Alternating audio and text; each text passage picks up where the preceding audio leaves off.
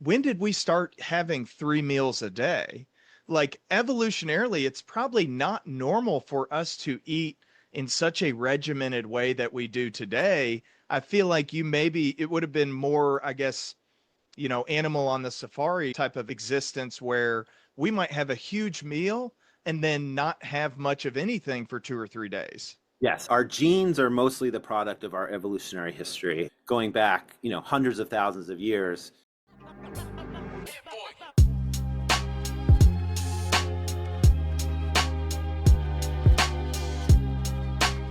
Is an MD and a clinical psychiatrist for more than 20 years who is actively working to educate patients and families on the relationship between metabolism and mental health. After graduating summa cum laude from Columbia University in New York with a bachelor's degree in English literature, he received his medical degree from the Perelman School of Medicine at University of Pennsylvania in Philadelphia, then trained at Mass General Hospital, McLean Psychiatry Residency Program, where he served as a chief resident.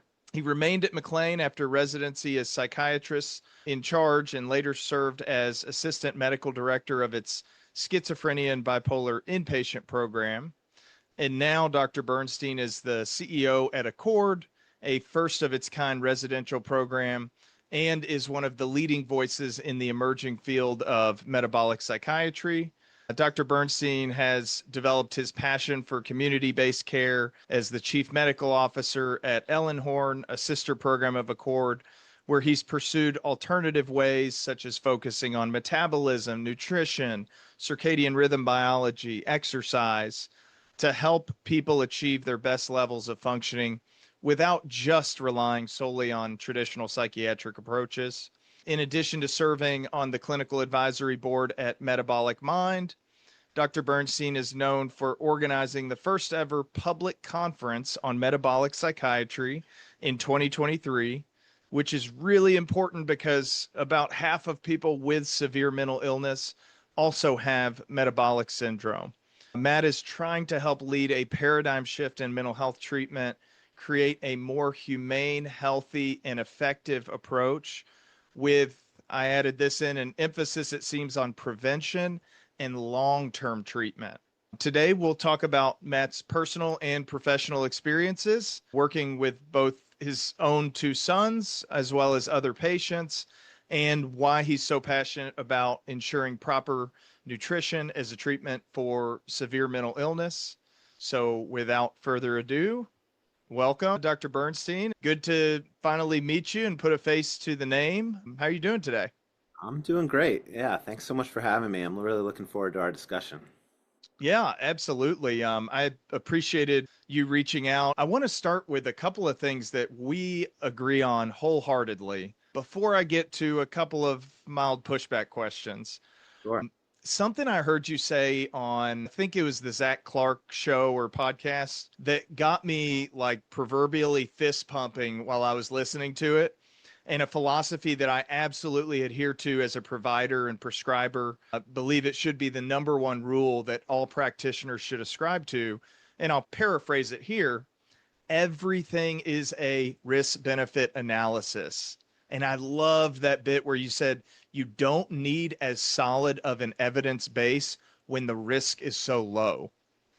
Can you speak to that general philosophy as a psychiatrist with a couple of decades of clinical experience? Absolutely. And yeah, I wholeheartedly will fist pump to that one as well all day long. It's this idea that, we judge a treatment. Like, for example, I like to talk about the ketogenic diet for serious mental illness.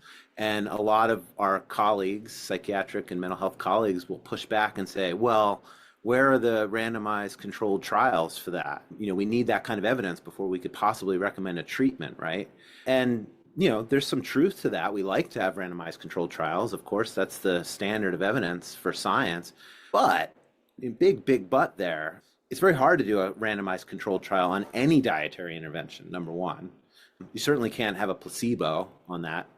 But they have done randomized controlled trials on ketogenic diets on epilepsy, and we've now done a lot of other types of trials, which we can get into later, on serious mental illness, and the benefits look really strong.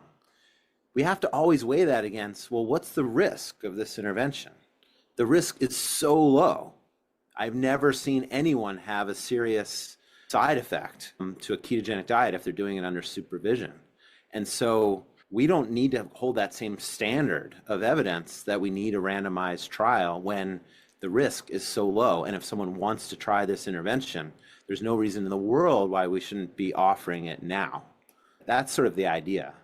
Yeah, I feel very similarly about utilizing low doses of lithium, which Mm-hmm. has a boku, or as we say here in Kentucky, a buku of data supporting its safety primarily, Yep. and this gradual building effectiveness over time. One of the issues I run into with the use of low dose lithium for everything from depression to anxiety to agitation and aggression, dementia prevention, is that others in our field tell me it's not evidence based. There are not good or plentiful randomized controlled trials to support its efficacy.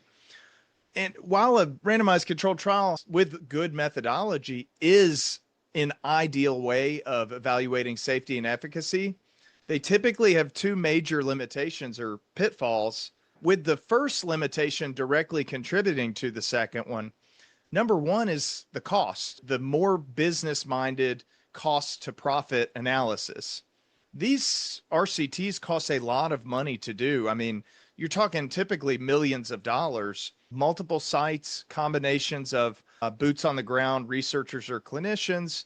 So, who's going to be able to afford to do them? Somebody who is expecting a return on the back end and usually has exclusivity via a brand for a specific synthetically created medicine or device, not something that's natural and or unpatentable like a diet. The second problem is the typical length of a randomized controlled trial, the FDA approval part, alprazolam 6 to 8 weeks, sertraline 10 weeks, aripiprazole 4 to 6 weeks. So, of course, you're supposed to keep measuring safety and efficacy over the long term. But when you put that into the hands of the companies that are standing to profit from the drug or lose profit, if the extension of the trial shows safety concerns, it creates, in my opinion, an insurmountable bias via pressure to financially succeed. So you and I run into a similar problem with my advocating for a hell of a lot more use of low dose lithium and you for dietary change, in that neither of us have enough RCTs and probably won't have a huge litany of RCTs even 10 years from now unless things drastically change. Tell me a little bit more about your perception of the importance of RCTs or randomized controlled trials, and relative to that, the importance of your direct individual clinical experiences.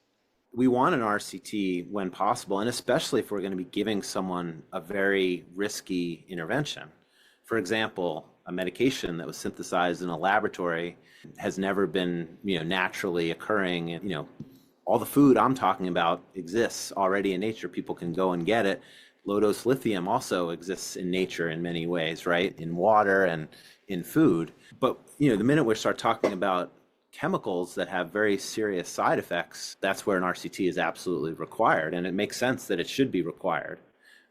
On the other hand, we know there are things that work for people. We observe them working for people. There are literally thousands of people on the internet telling their stories about how they've healed their mental health conditions from these other interventions. And I think in medicine, we've gotten so, it's almost like a fixation on these RCTs, this idea of, evidence-based medicine, which I think people really misuse that term as well, in a way that it was never meant to be used. But now people think of evidence-based medicine has to be an RCT, and that's not how it was supposed to be. It's also supposed to encompass all kinds of evidence, and it's also supposed to encompass patient preference and what they want. That's always been part of that paradigm. And we've just lost sight of all of it. We've become, essentially prescription writers for, interventions that have passed that test of the FDA approval with RCTs, and we forget about all the other interventions that are absolutely time tested, some of them over the course of, millennia, And we don't think about those because they're not, in that quote unquote evidence-based RCT line of thinking. And I think, as physicians, our goal should be just to help people, not to, write prescriptions. We're missing out on so many interventions that can be helpful to people. I couldn't agree more. You've talked about your own personal experiences with two of your sons developing pretty severe mental health symptoms, seemingly overnight, as motivating your professional investigation into ketosis as a treatment. It's one of the reasons why I was absolutely agreeable to having you on the podcast, because I have people reach out often that I think clearly have some ulterior motive in mind. They're trying to promote a business, but in having two toddlers of my own, which has driven me and in turn my wife a little bit crazy, trying to gather as much information on preventive health and dietary measures as possible. A lot of deep dives down dietary rabbit holes.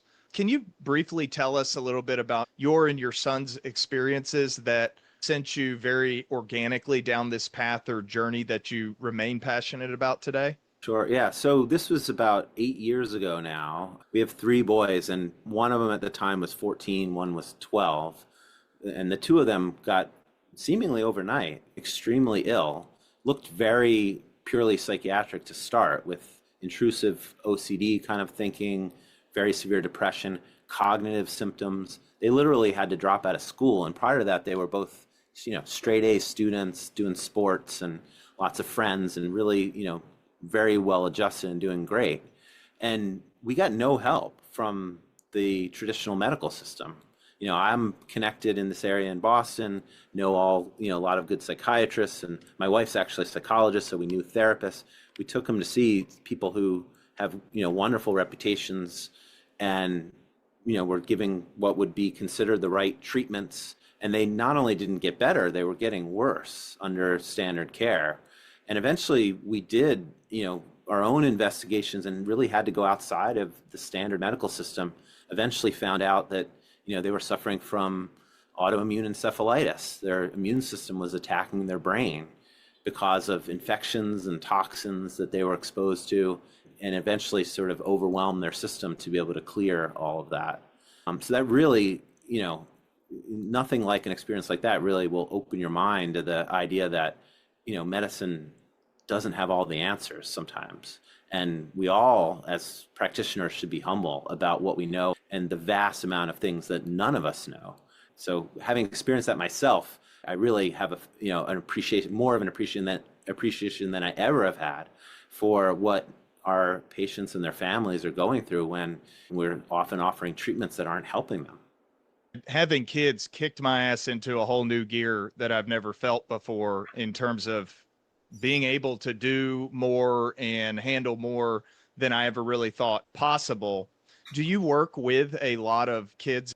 I don't actually. I'm an adult psychiatrist. I had some training working with kids during my residency, but I didn't do a child adolescent fellowship. And at least in the Boston area, most of the people who do work with kids have done that advanced fellowship training to work with kids. You may have a better perspective on this question either way, though. I'm kind of a believer that puberty is almost a prerequisite for severe mental illness, or the expansion of the mind and the growth and maturity of the frontal lobe that gives us this perspective on life. But what are maybe some symptoms that maybe you would see in, personally curious about, toddlers versus young children who are getting high sugar, high processed food type of diet, outside of the obvious physical things like obesity or diabetes, things like that? We see this epidemic in America of diagnosis of ADHD and autism. And I'm not trying to say that all ADHD and autism is metabolism, but we diagnose these conditions in kids at way higher rates than in other peer countries. We also have a worse metabolic crisis in America than in most industrial countries. And I don't think these things are completely separate. There's actually a really fascinating study that was in JAMA Psychiatry 2021 that showed that the kids with the worst metabolic health when they were young went on to develop major depression and psychotic disorders at much higher rates in their 20s. They were able to follow kids over the course of a couple of decades. And there was a clear connection between worse metabolic health in childhood, as measured by things like insulin resistance and which kids gained the most weight during puberty. And then they had, startlingly higher odds ratios to develop depression and psychosis, like 3 to 5 times higher rates. I mean, this is really, eye-opening, I think, that, we think that, these things are totally separate. We can eat what we want, and then eventually we get a mental health issue. We might take a medication for that, but the mind and the body are connected. And, what's going on metabolically in every cell of the body is affecting the brain. The brain is the most energy-hungry organ in the body by far. When someone's having a metabolic problem, depending on genetics and type of environment someone's in, then they may get some diagnosis like ADHD, high functioning autism. But, looking at the nutrition and looking at exercise and metabolism, even then, right off the bat, I think would make a lot of sense in many situations before it gets to the point of needing a medication or eventually developing a more significant condition down the line, like, major depression or a psychotic disorder. Yeah, I try to rely on some very basic common sense statistics to drive home some of the points that I make on the podcast. One of them is we're 4.5% of the world's population, and we gobble up 80 to 85% of the world's ADHD medications. Yeah. So to me, that speaks to the fact that, like you mentioned, are there maybe biologically or genetically predisposed individuals to ADHD? Absolutely. But probably a majority of people diagnosed with ADHD in the United States, it's more of an environmental background. Can you speak a little bit to how, gosh, there's so many questions I want to ask about sugar and how we got here, but just first basically tell us, what is the problem with all the sugar that we have in our diet? How do you think that drives some of this metabolic syndrome? I know it's not all just sugar. Yeah. That's kind of an easy target and something we were historically told was a lot safer in the long term than we now realize it is. Yeah. And there's lots of mechanisms. So I'll just get into a couple of, points. So number one, you eat, or even worse, you drink a bunch of sugar. And it's an immediate spike in your blood glucose. And this happens, by the way, not just with sugar, but, processed grains. So flour, all kinds of carbohydrates get converted to glucose in the bloodstream. And I like to say this, that, a bagel will spike blood glucose at least as much as a donut because there's more carbohydrates. So even though there's less sugar, it all gets converted to glucose in the end. So when we spike glucose, we need an insulin response. Our body is driven. It's very important to keep glucose in a tight range. Every time we have sugar, we need insulin. And eventually what happens is the insulin is high all the time. And that's not the way it's supposed to be. We're supposed to have a few spikes of insulin to deal with carbohydrates and other food during the day. And then it's supposed to go down to a very low level. But eventually over time, the insulin stays high all the time. The cells that need to respond to insulin become insulin resistant. They no longer respond to insulin. So what do we need to do? We need to make more insulin. And then eventually that cycle becomes severe insulin resistance and eventually becomes prediabetes and then diabetes. So that's a huge issue. And, there's an epidemic of type 2 diabetes in our country. We now have like about 12% of people have type 2 diabetes. It was down at like 2% a few decades ago. I mean, it's absolutely, startling. But even more importantly, I like to explain is that the brain becomes insulin resistant. And so that means that even when your blood glucose is high, your neurons can be starving for energy because they need insulin to get those glucose molecules into the cell for burning as fuel. And so that's a huge problem. When the brain runs out of energy, those cells malfunction in every possible way. And that's, in many ways, the fertile ground for any kind of mental health problem and cognitive problem. And that's partly why we have an epidemic of all of these disorders going on, all these conditions going on in our country. We have the worst metabolic health, and we certainly have startlingly high rates of mental health diagnoses as well. The overdose rate, 1/4 to 1/5 of the world's overdoses, despite being less than 1/20th of the world's population. I think that speaks to a lack of resilience to emotional stress, which has also been a big implicated factor with excess sugar consumption. Now, Matt, my understanding is that the government is supposed to protect us from these things. Right. I'm sure you're probably familiar. I only know about this because another guest of mine educated me on the history of some of the top executives at some of the big tobacco companies like Philip Morris, when they could not hide behind this doubt that they had conceived about whether or not smoking caused lung cancer. And eventually the data was so overwhelmingly obvious that smoking was a direct cause of increased cases of lung cancer. Some of them jumped over to big food, Yeah. and they took the same playbook of how can we get the public addicted to this thing. And then all of a sudden you've got cheap grains like Frosted Flakes. You add a boatload of sugar to it and it tastes delicious. And somehow for decades, we were convinced that this was healthy.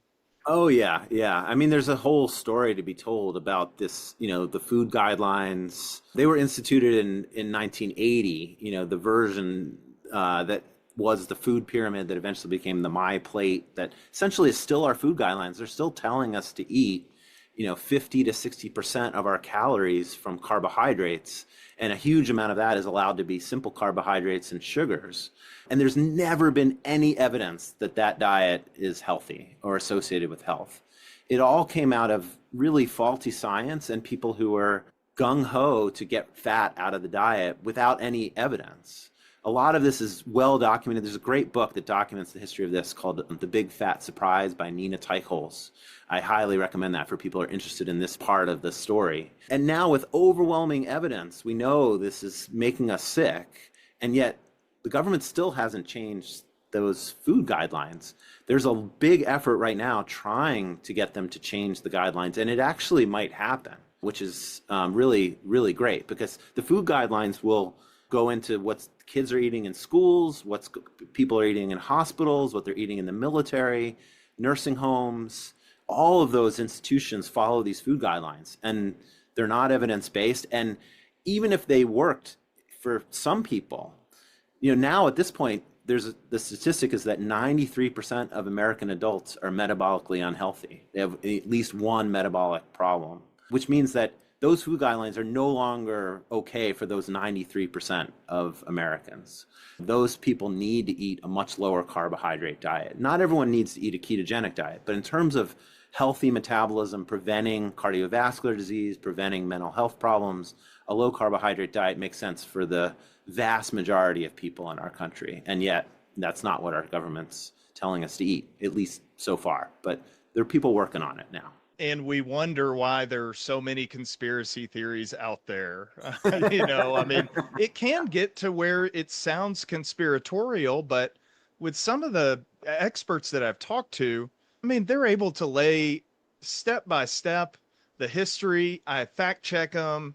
It's very legitimate, and it is very concerning. But we won't go into the Koch brothers and how one of them has historically lobbied as a Democrat and the other brother has historically lobbied as a Republican. So they always have a say in maybe some of our major policies there. But let me give just a very brief historical tidbit on my very limited knowledge on the topic of ketogenesis. Essentially, this diet is nothing new, especially in the neurologic world. Historically and modernly is utilized as an anti-epileptic treatment, starting with, I believe, Russell Wilder at the Mayo Clinic in the 1920s, with really promising results in his epileptic patients in an initial study.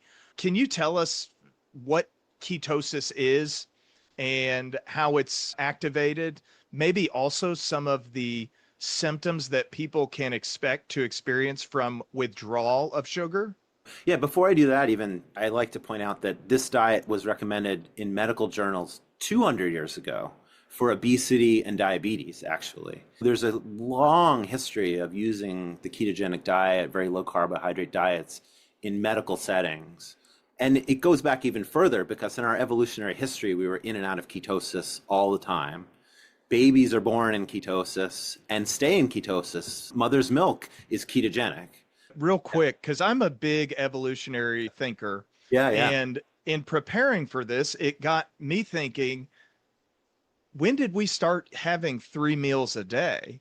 Like evolutionarily, it's probably not normal for us to eat in such a regimented way that we do today. I feel like it would have been more, I guess, animal on the safari type of existence where we might have a huge meal and then not have much of anything for 2 or 3 days. Yes, our genes are mostly the product of our evolutionary history. Going back, hundreds of thousands of years, it would be extremely rare to eat more than, once or twice a day.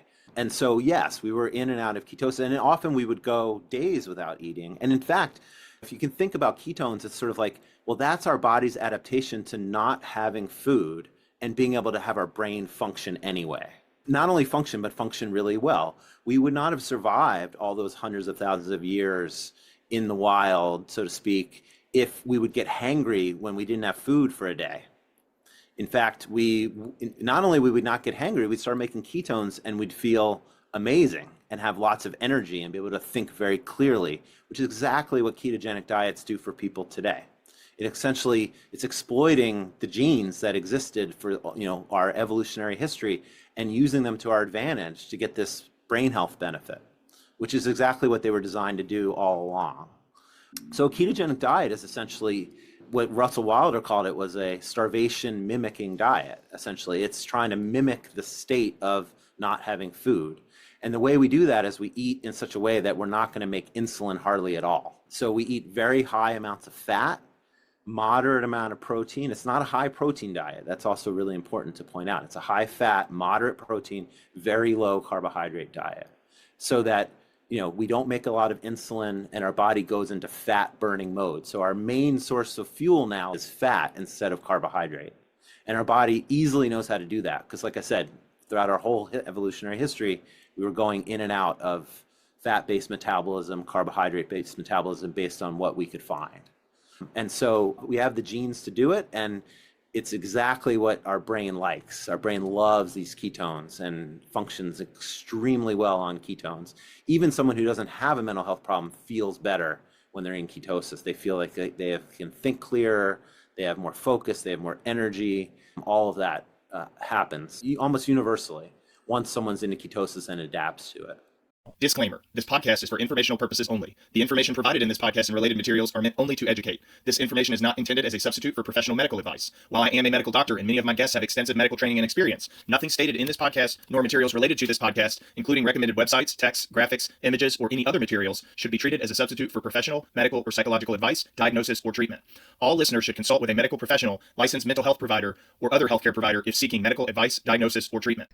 Or, put more simply, if you need help like this guy, call your own doctor. thanks again for watching and or listening. If you're passionate about the subjects that I discuss on the channel, do me a favor and like, comment, subscribe, do whatever you can to make your voice heard, that these are problems that must be addressed in our society. If you have any questions, comments, or concerns, I want to hear them. Feel free to reach out on social media or email us at renegadepsych@gmail.com. And if you'd like to be a guest of the show or you have a connection to somebody that you think would be a good guest, let us know. Thanks again for listening.